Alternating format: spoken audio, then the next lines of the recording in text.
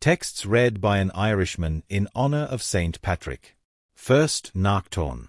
From the first letter of Saint Paul the Apostle to Timothy. A faithful saying, if a man desire the office of a bishop, he desireth a good work.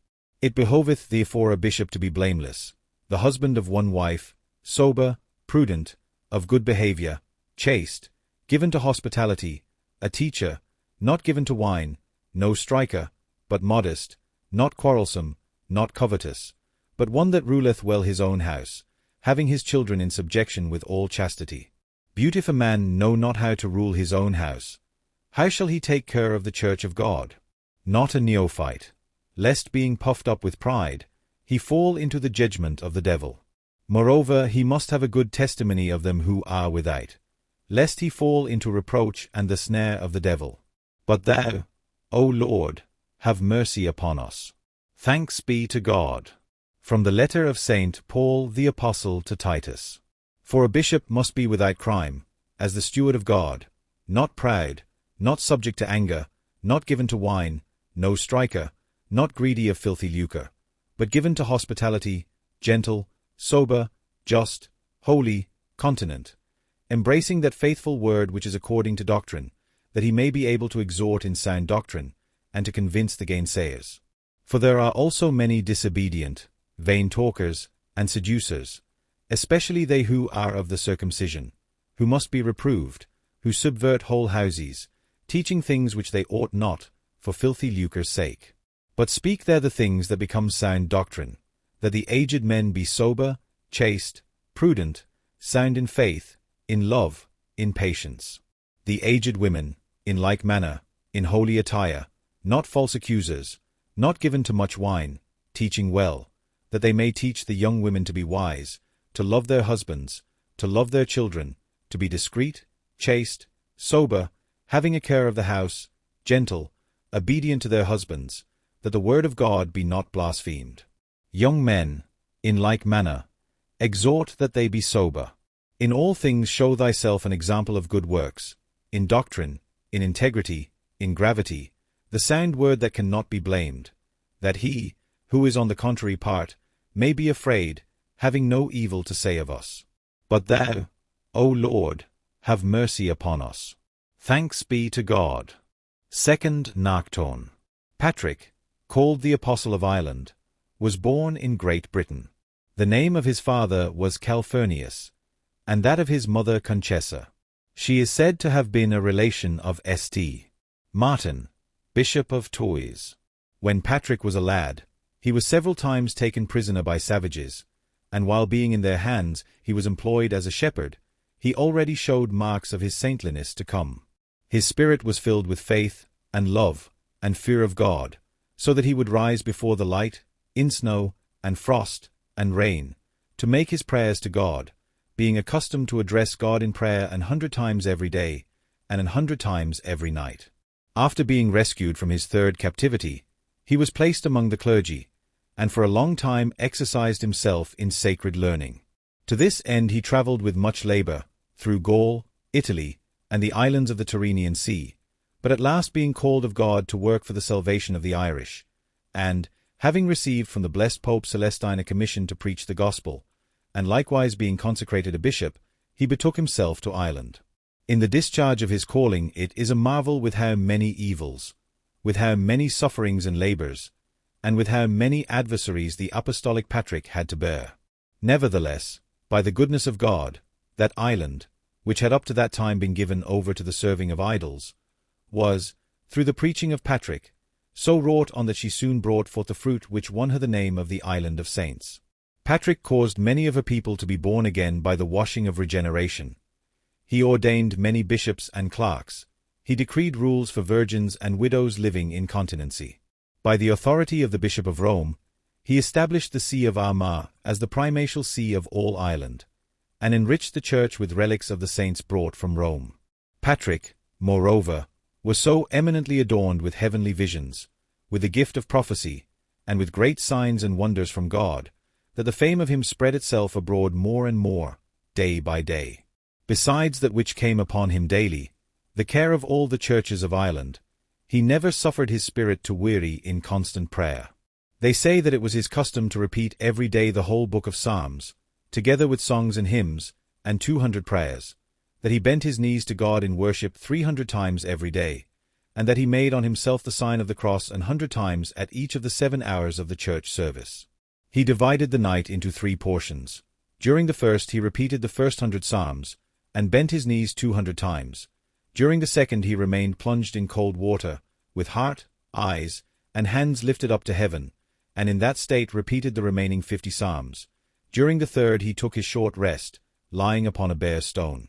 He was a great practicer of lowliness, and, after the pattern of the apostle, he always continued to work with his own hands.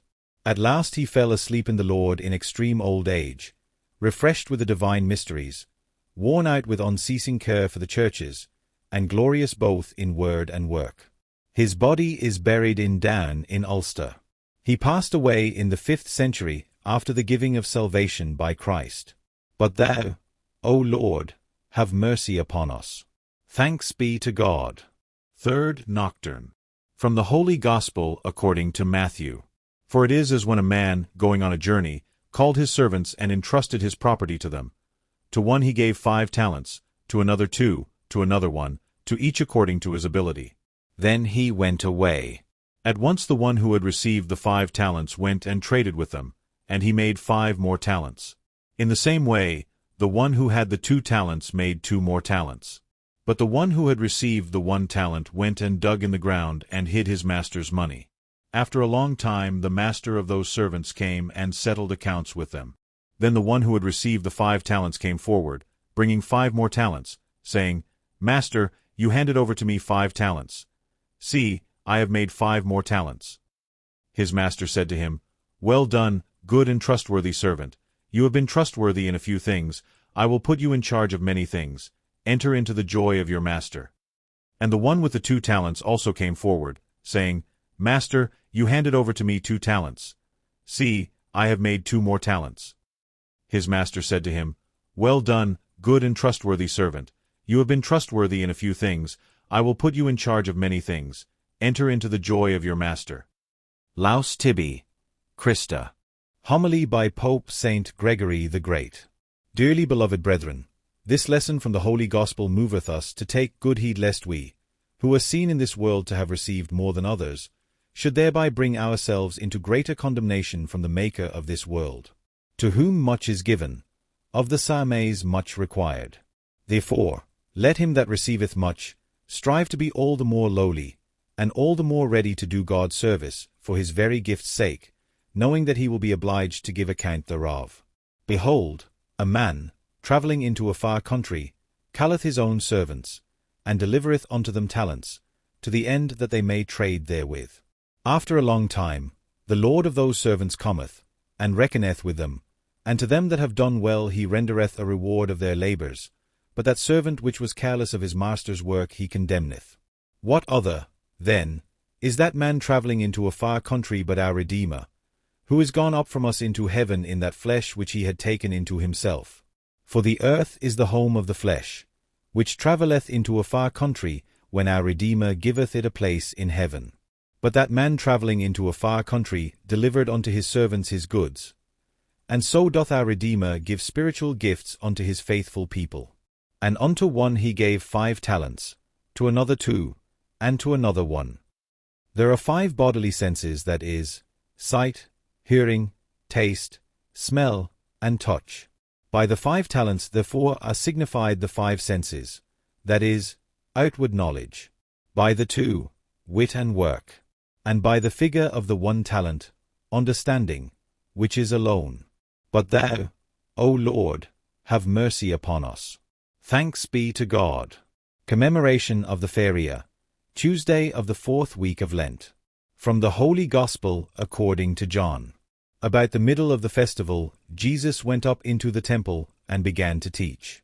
The Jews were astonished at it, saying, How does this man have such learning, when he has never been taught? Then Jesus answered them, My teaching is not mine, but his who sent me. Anyone who resolves to do the will of God will know whether the teaching is from God or whether I am speaking on my own. Those who speak on their own seek their own glory, But the one who seeks the glory of him who sent him is true, and there is nothing false in him. Did not Moses give you the law? Yet none of you keeps the law. Why are you looking for an opportunity to kill me?" The crowd answered, "You have a demon. Who is looking for an opportunity to kill you?" Jesus answered them, "I performed one work, and all of you are astonished. Moses gave you circumcision. It is, of course, not from Moses, but from the patriarchs, and you circumcise a man on the Sabbath. If a man receives circumcision on the Sabbath in order that the law of Moses may not be broken, are you angry with me because I healed a man's whole body on the Sabbath? Do not judge by appearances, but judge with right judgment." Now some of the people of Jerusalem were saying, "Is not this the man they are trying to kill? And here he is, speaking openly, but they say nothing to him. Can it be that the authorities really know that this is the Messiah? Yet we know where this man is from, but when the Messiah comes, no one will know where he is from." Then Jesus cried out as he was teaching in the temple, "You know me, and you know where I am from.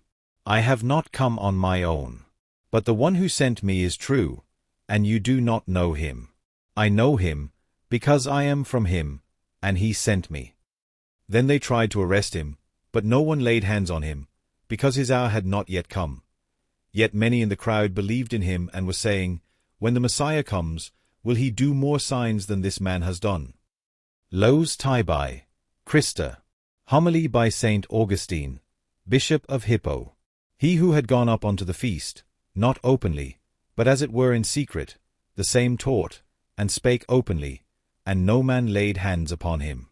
That he had hid himself was for example's sake, that he manifested himself was to show his power. And when he taught, the Jews marveled. As seemeth to my mind, they all marveled, but were not all converted. And wherefore marveled they? Because many of them knew where he was born, and how he had been brought up.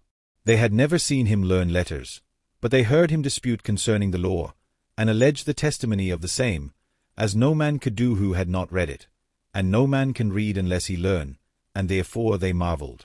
But their marveling was unto the teacher an occasion for the revealing of higher truth. But thou, O Lord, have mercy upon us. Thanks be to God.